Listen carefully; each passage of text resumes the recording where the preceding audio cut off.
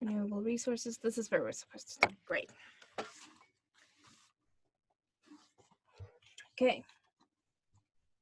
So let's say compares two electrical circuits. So if we look at these circuits, you can see there's one that has a lot of light bulbs in series, and then one that has a lot of light bulbs in parallel. So question A says, which electrical component must be in position X to make the lamps work? So there's position X, and that would be a cell or battery.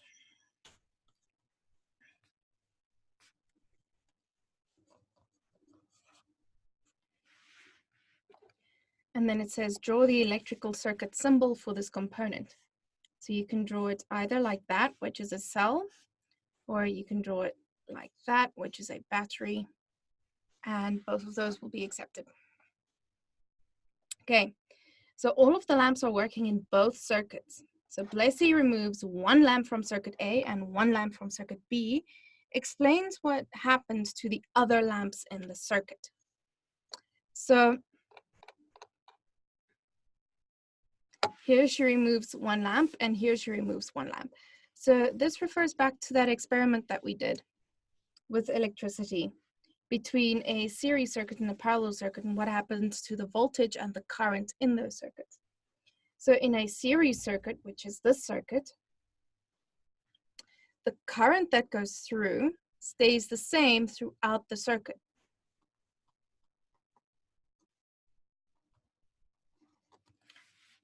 But the voltage that we have from the battery gets divided across these light bulbs. So our voltage here is divided.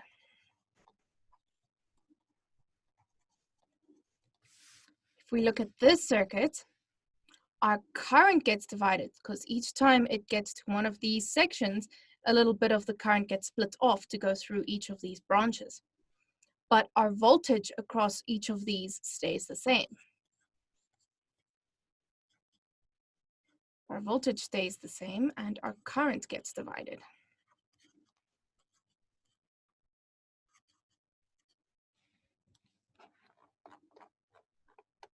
So she removes one lamp from circuit A and one lamp from circuit B. Explain what happens to the other lamps in the circuit. So in circuit A, the other lamps shine more brightly.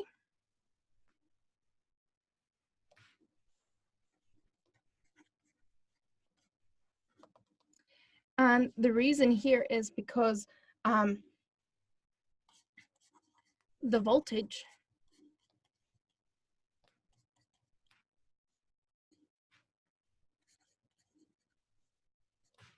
is not shared across as many bulbs.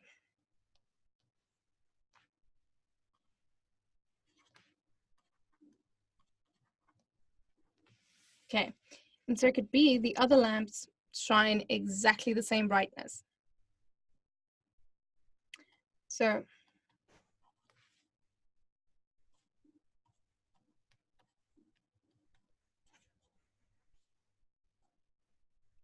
brightly as before. And this is because the voltage remains the same. The voltage.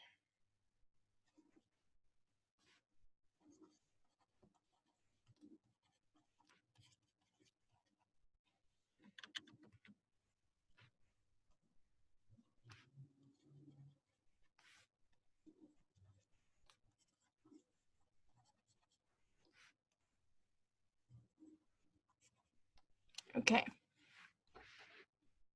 Does this make sense, guys? I hope so. It's a little difficult question, that one. Okay, the difference between the current and the voltage is essentially one thing.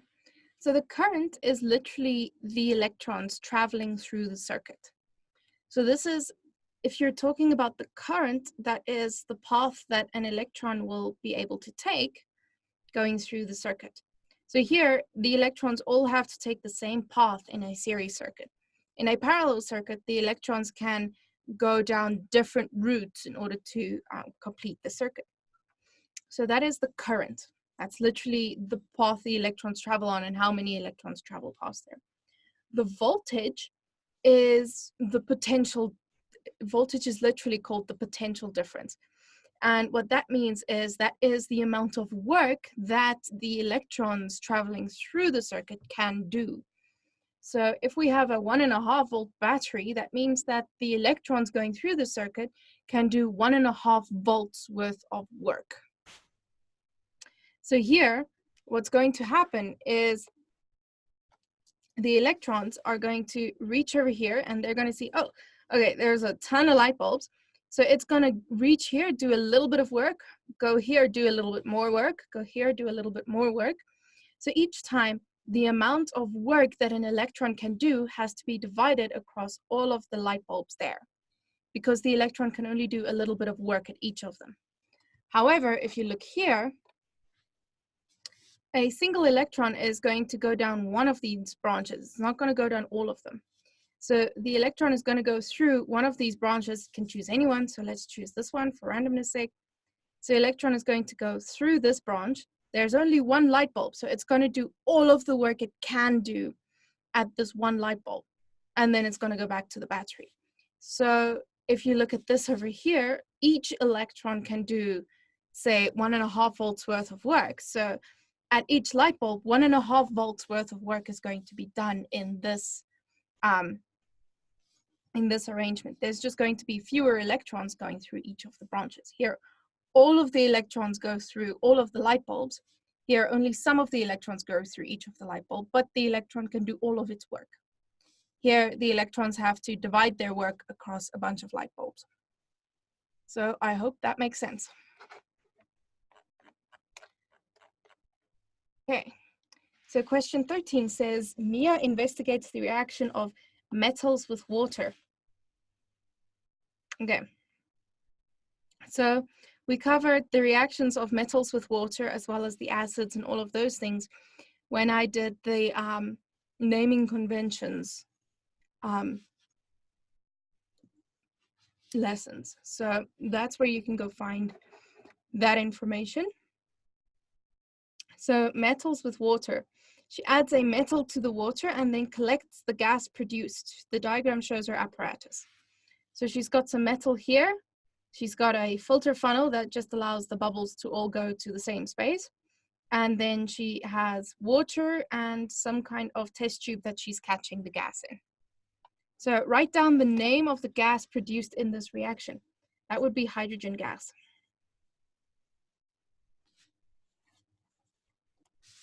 So the reason for that is our metal reaction is metal plus water gives us a metal oxide plus hydrogen gas.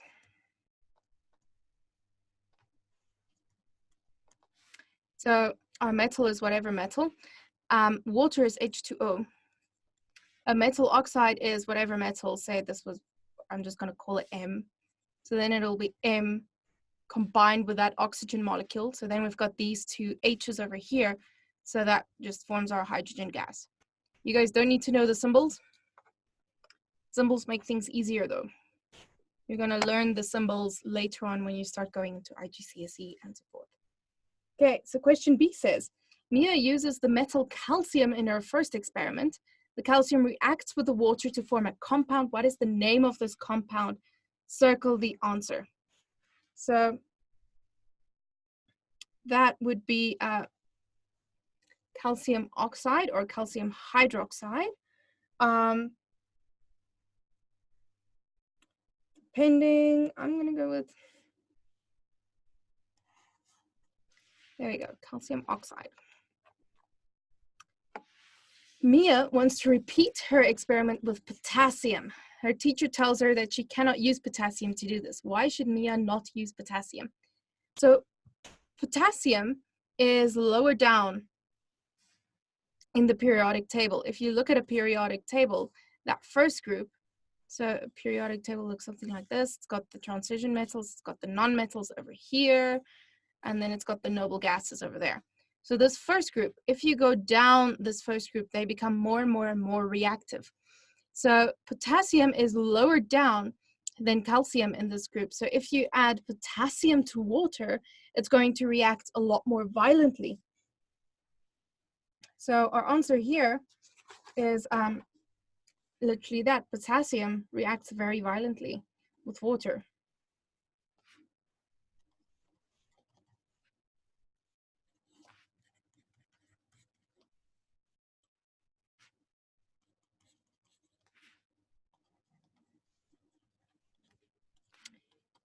It can explode.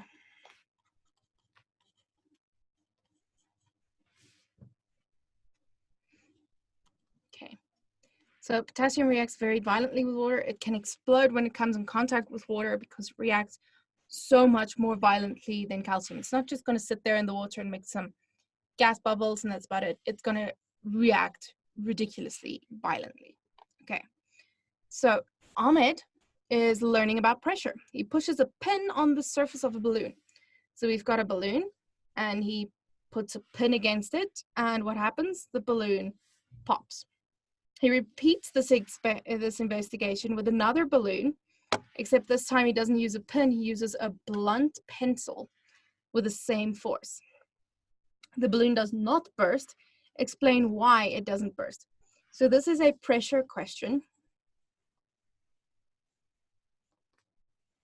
I did a lesson on density and pressure, and you can find it in there.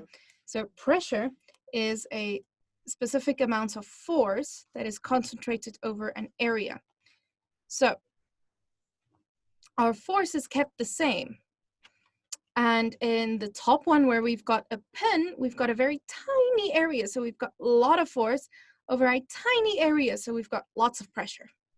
In this one, we're using a blunt pencil. So we've got a bigger area. So we've got the same amount of force over a bigger area. So we've got a lower pressure that we are exerting on this balloon. And that's why it doesn't burst. So that's what we're going to write in here. So when Ahmed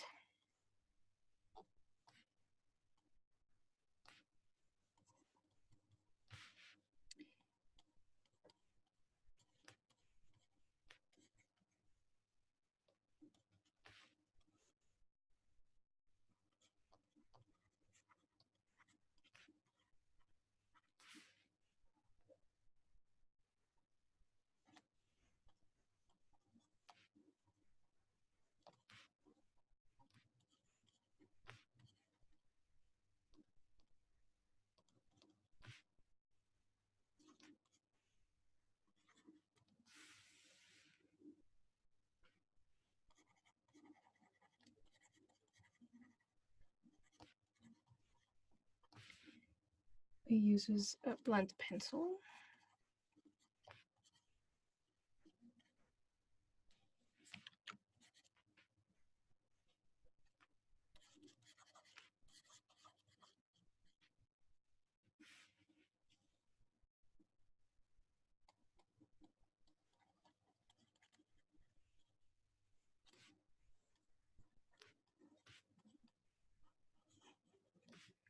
or a larger area. Oh.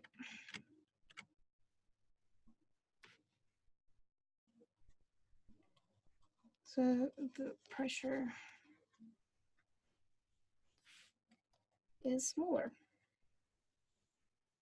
There we go. Okay, so that is the end of this question paper. So I'm going to move along to a lesson that I have prepared, which is,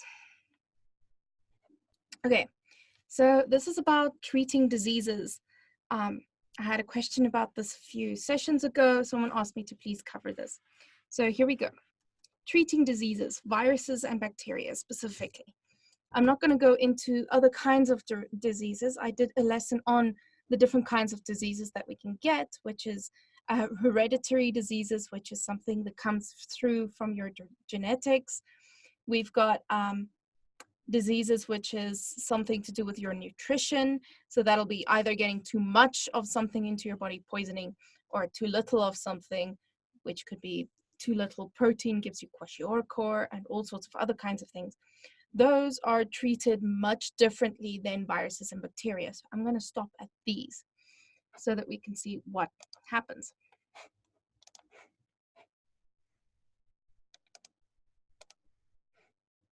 Let's just grab a pen. Blue will do. Thank you very much. Okay, so we're going to start with bacteria. Bacteria are single-celled organisms, so they can reproduce on their own. And this is what a bacteria cell looks like. We've got little things like flagella, like this, which helps to propel a bacteria. They can wave this little tail around, and then that allows them to essentially swim. These are called pilus or filii, and these are essentially sort of like little hairs that they can move to move them along. Okay. On the inside of our bacteria, we've got the DNA, and it's all in a big bunch floating around in the cell. And then we've got these little things called ribosomes, and they are essentially the digestive system and powerhouses of the cell. These little ribosomes can make other cell parts so that the cell can eventually divide into 2 cells and so forth. So this is the general anatomy of a bacteria cell. They can come in many different shapes and sizes. So this is not the be-all and end-all of the bacteria cell. Some of them are round. Some of them are long, like this one. Lots of different shaped bacterias. But yeah. So viruses don't have anything they can use to reproduce themselves. If you look at this picture of a virus here, you can see that it also has a sort of a cell wall and things. But on the inside, it's got RNA, not DNA, and it doesn't have any of those ribosomes. So the green liquid in these are literally this sort of cell plasma that is just a mixture of water and salts that float around, and that essentially just helps the cell keep its shape. So this is the structure of a virus. This is specifically one is the influenza virus. That's the flu, common flu that we can get. So viruses can take lots of different shapes. Here we've got essentially HIV virus. That's the one that gives people immunodeficiency and then eventually AIDS. Hepatitis B, there's our influenza virus. That's this one. Bacteriophages. The Ebola virus is this very strange, long, thin one. We can get lots of different ones. So the difference between bacteria cells and virus cells is the way that they store their genetic information. Bacteria cells, animal cells, plant cells, we all use DNA. That's what it looks like. That's DNA, and this is RNA. Viruses use RNA. So what happens is these DNA particles are nicely twisted together, and it's sort of like a little zip where the teeth of the zip sort of fit together nicely. So each of these little parts here connect with their corresponding parts on the other side of the DNA. And if a cell wants to reproduce, they're going to essentially zip open this big DNA strand into 2 sorts of RNA strands. And then another part of the cell, which copies it, is going to sort of stick onto it. And then it's going to take these building blocks and it's going to take them and fit them together like a puzzle, creating the other side of the zip. So if it creates another part of this DNA, it's literally going to split it in 2, create the other halves, and that is how you get 2 DNA strands, which the cell can then use to split apart to make another cell. Viruses doesn't have DNA, they've just got RNA. So that is a single strand of essentially this genetic material. That's what it essentially looks like. It's literally just one half of it.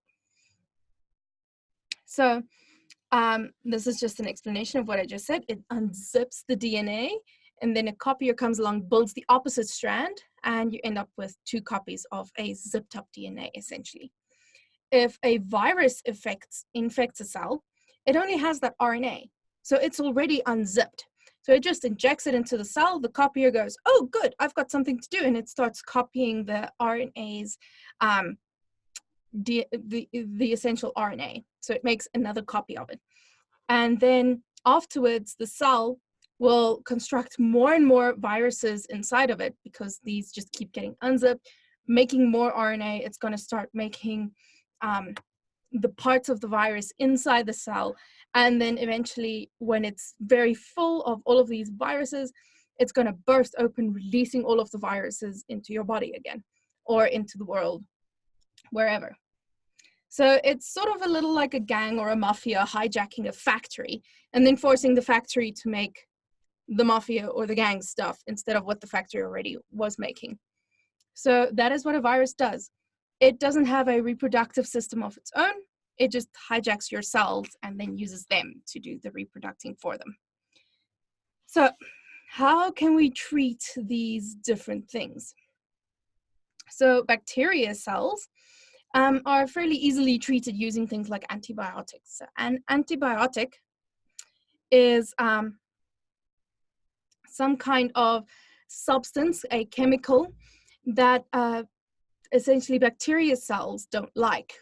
It destroys the bacteria cells in some way, either by destroying the cell walls or by preventing them from reproducing in some way, something like that. Some bacteria cells have developed an immunity to antibiotics, and we call these superbugs.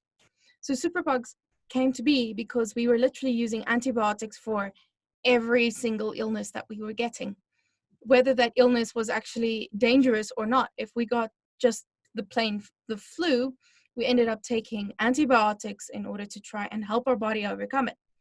But by taking so much antibiotics, eventually the bacteria started gaining an immunity against it. And so now we end up with these things called superbugs, which are actually very dangerous. So there's a question that came through about viruses. Yeah, so if you look at a virus and you look at the characteristics of life, we have, I don't know why it's in that, Mrs. Gren. So the different things that we have with Mrs. Gren, a virus doesn't follow them. It's got reproduction, but it uses another cell to reproduce, so that doesn't really count. It doesn't actually make its own food, nor does it actually use any kind of nutrition. It's literally a bunch of RNA in a little capsule that goes and hijacks other cells to make more RNA. So it doesn't follow the characteristics of living things, and so it technically isn't classified really as a living thing. Scientists aren't really sure how to classify it in the first place. Okay, so now we get to treating viral infections. So a viral infection is a lot harder to treat due to the fact that they use your own cells against you. So we can't use something like antibiotics, which attacks all viruses, because some of them are inside our cells. So we'd be attacking our own cells, ending up in a place we don't want to be. So there are a few antiviral drugs. They're very, very specified. They have to attack the virus in such a way that our bodies doesn't have a similar thing to that virus. So it may attack only a very, very tiny specific chemical inside the virus and essentially make that inactive in order to make sure that this virus dies, or it could attack essentially the viral reproductive phase. So it'll sort of render this virus slightly unable to hijack your cells and reproduce. So there's lots of different ways, but it's slightly harder to find an antiviral drug due to the fact that they use our cells. So there are a few ones out there. They are very, very specified. They are made just to target this one specific kind of virus. And there has to be a big market for them in order to actually get the research to find a specific drug that's capable of dealing with a specific virus. So one of them could be antiretroviral drugs for HIV patients. That is an example of essentially an antiviral drug that we can get. So the easiest way of treating viral infections is literally to let your own body get on with it. So once your body realizes that a specific kind of virus is in it, and this virus is a bad thing, it will make antibodies specifically targeted to kill that virus. So it'll make tons of these antibodies, and then it will start going through your whole body, flushing out, finding all of these viruses, these little virus particle thingies, swarming them, killing them, and then you end up being fine. The problem is that this takes a bit of time. So it's sort of like a trained fighting squad in your body.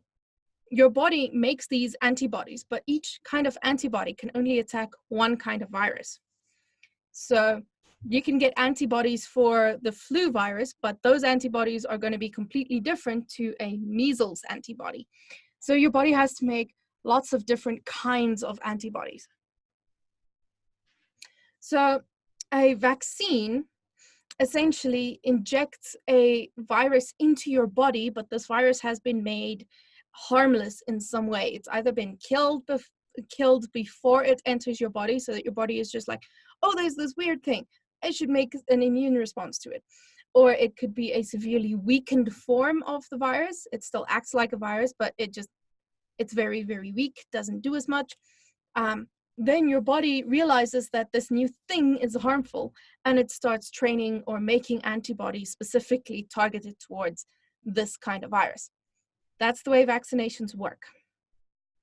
So if your body already has trained antibodies for a specific virus, then as soon as it finds some of that virus in your body, it's very easy to eliminate it because you've already got the essential trained fighters for the specific virus. The problem comes in is if you are infected with a virus that your body doesn't have a response to already, then it takes your body a longer time to catch up, because it first has to realize, oh, this thing is bad, and then it has to go, okay, we should find an answer, and then it has to go find an answer and then train the antibodies, and then only after that could it actually go and try and fight the virus. And by then, the virus has hijacked a bunch of cells, and there are now millions more viruses in your body, so it's fighting a big war instead of just killing a few tiny viruses if you already have the immunity to it. So if you are infected by a virus, most of the time the best way to treat it is just to essentially bolster your immune system and treat the symptoms and let your body get on with it. If a virus is bad enough and your body can't fight it off, you could eventually die. So it's literally a lot better to prepare your body to fight these viruses using vaccines.